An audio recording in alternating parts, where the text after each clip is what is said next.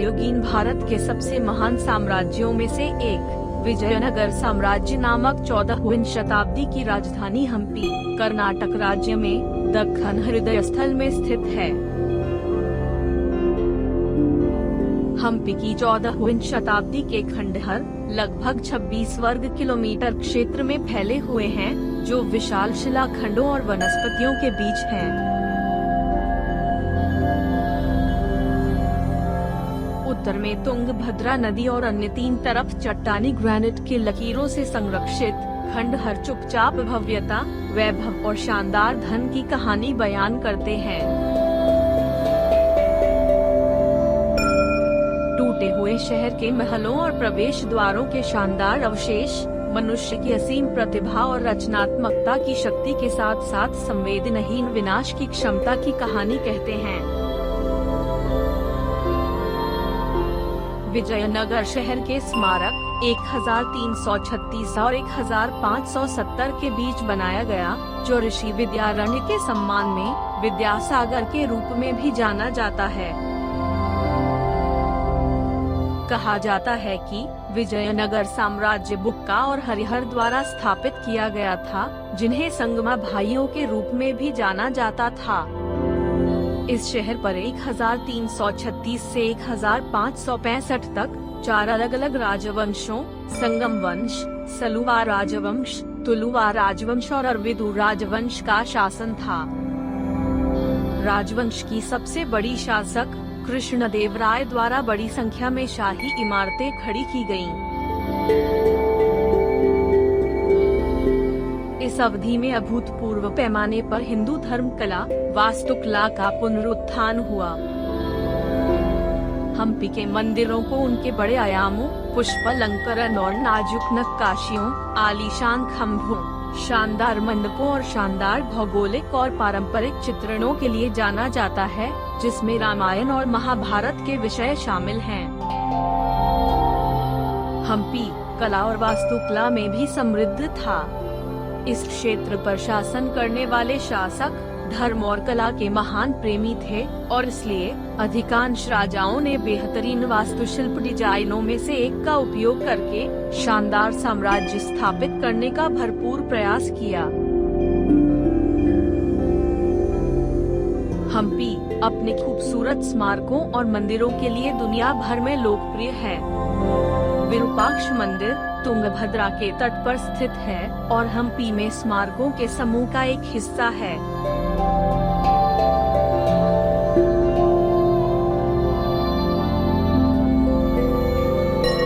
शिव के प्रति समर्पण में निर्मित यह स्थल सबसे महत्वपूर्ण और दर्शनीय तीर्थ स्थलों में से एक है।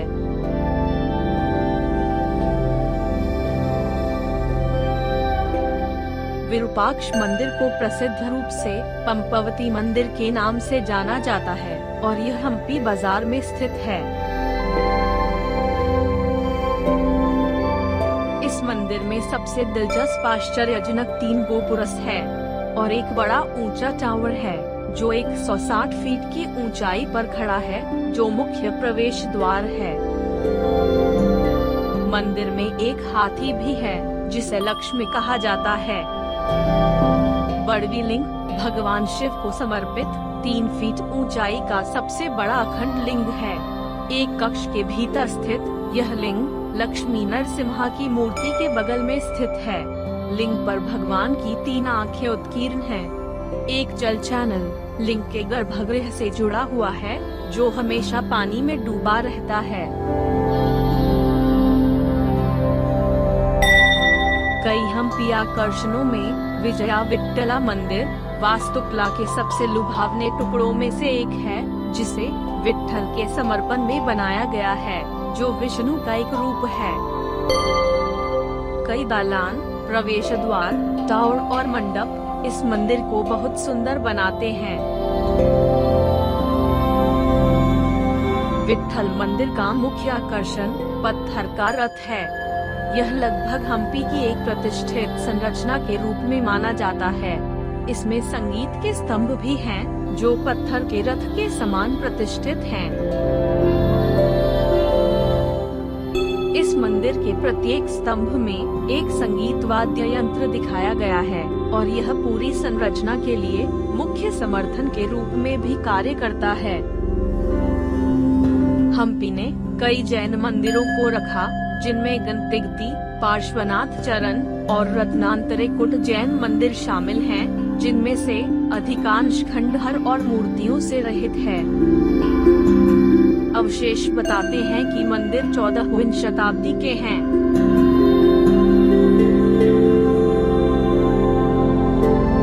इनमें से पिरामिड के आकार में बने गंगती जैन मंदिर विजयनगर साम्राज्य के शुरुआती मंदिरों में से एक है। यह हिरुगप्पा द्वारा राजा हरिहर के शासन के दौरान निर्मित किया गया था।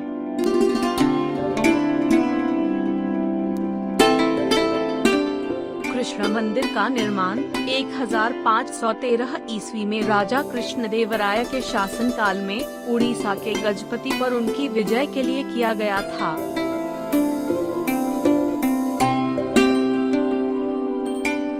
यह मंदिर अपने तकनीकी चमत्कारों के लिए पर्यटकों को आकर्षित करना जारी रखता है, जिसमें एक पवित्र तालाब या पुष्करणी के अलावा झूले मंडप और प्रसिद्ध संगीत स्तंभ शामिल हैं।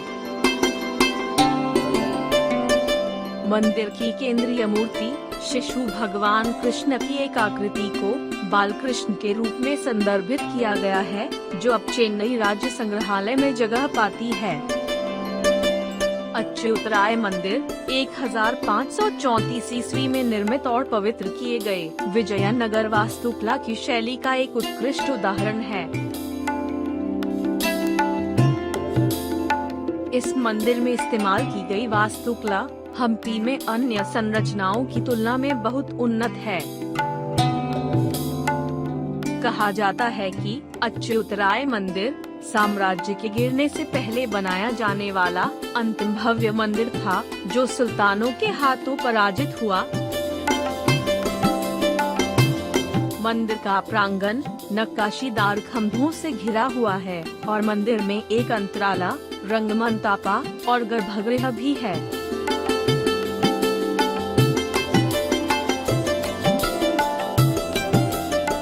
कमल की तरह 2 मंजिला सममित संरचना को लोटस पैलेस, चित्रांगिनी महल और कमल महल के रूप में भी जाना जाता है।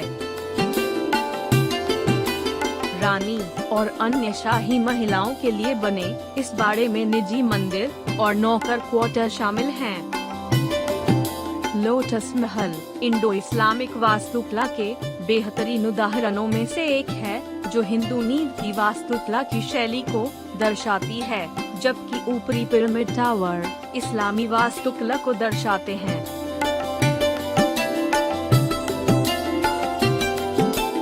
भारतीय पुरातत्व सर्वेक्षण द्वारा पहला सुंदर संग्रहालय निर्मित और स्थापित किया गया, जो हम्पी में पुरातत्व है। संग्रहालय में प्राचीन मूर्तियां और भी कई कलाकृतियां प्रदर्शित हैं और यहीं से आपको हम्पी के इतिहास की झलक मिलेगी।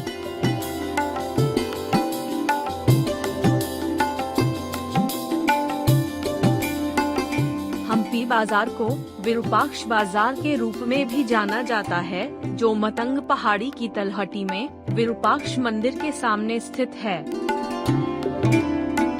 लगभग 1 किलोमीटर की लंबाई वाले इस स्थान में रईसों के निवास के साथ साथ पुराने मंडपों की एक श्रृंखला भी थी, जो बाजार के कुछ हिस्सों का निर्माण करते थे। नंदी की विशाल आकृति गली के पूर्वी छोर पर स्থাपित है। आर्किटेक्ट्स ने कुछ स्मारकों में एक इंडो इस्लामिक शैली भी अपनाई, जैसे कि रानी का स्नान और हाथी अस्तबल, जो एक विकसित बहुधार्मिक और बहुजातीय समाज को दर्शाता है।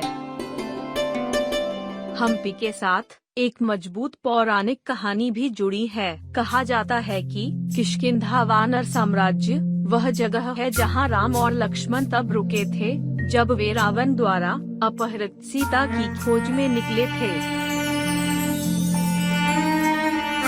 यही कारण है कि रामायण और हम्पी के साथ इसका संबंध है, जिसके लिए हम हम्पी में हजारा राम मंदिर पाते हैं, जो यहाँ के हजारों मंदिरों में से एक है। कृष्णदेवराय ने 1509 और 1529 ईस्वी के बीच इस शहर पर शासन किया था। हालांकि हम्पी ने बीदर, बीजापुर, अहमदनगर, गोलकोंडा और बरार नामक 5 डेक्कन सुल्तानों द्वारा किए गए हमलों के आगे घुटने टेक दिए। उन्होंने 1565 में हम्पी पर हमला किया और उन्हें लूट लिया। हम्पी के मंदिरों को नुकसान पहुंचाया गया और अधिकांश बाजारों को लूट लिया गया।